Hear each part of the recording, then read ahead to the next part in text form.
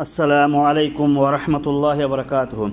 ان الحمد للہ رب العالمین والصلاة والسلام علی نبینا محمد وعلی آلہ وصحبہ اجمعین، اما بعد۔ درس حدیث۔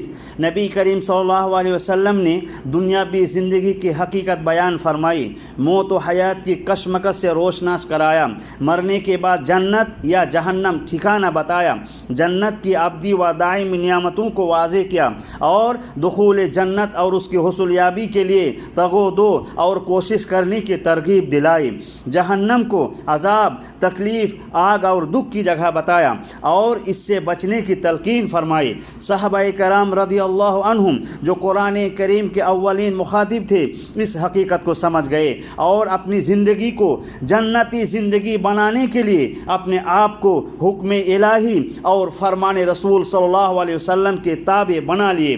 آئیے آج کے درس میں ایک ایسے صحابی رسول کے دخول جنت کی خواہش اور تڑپ کو سماعت فرماتے ہیں۔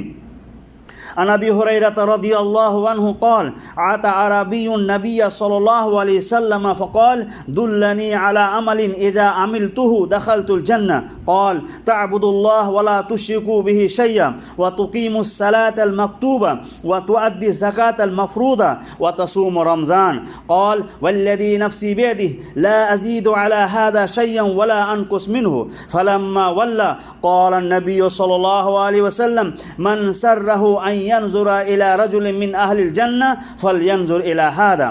حضرت ابو ہریرہ رضی اللہ تعالیٰ عنہ سے روایت ہے کہ ایک دیہاتی صحابی رسول خدمت رسالت مآب صلی اللہ علیہ وسلم میں حاضر ہو کر عرض کیا کہ اللہ کے رسول، مجھے ایسا کام و عمل بتلا دیجئے جس پر ہمیشگی کروں تو جنت میں داخل ہو جاؤں۔ آپ صلی اللہ علیہ وسلم نے جواب میں ارشاد فرمایا کہ اللہ کی عبادت کر، اس میں کسی کو شریک نہ ٹھہرا، فرض نماز قائم کر، فرض زکوٰۃ دے اور رمضان کے روزے رکھ۔ اس صحابی رسول نے فرمایا، اس ذات کی قسم جس کے ہاتھ میں میری جان ہے، ان عملوں پر نہ تو کوئی زیادتی کروں گا اور نہ ہی کمی۔ جب وہ پیٹ پھیر کر جانے لگا تو نبی کریم صلی اللہ علیہ وسلم نے فرمایا کہ اگر کوئی ایسے شخص کو دیکھنا چاہے جو جنت والوں میں سے ہو تو وہ اس شخص کو دیکھ لے۔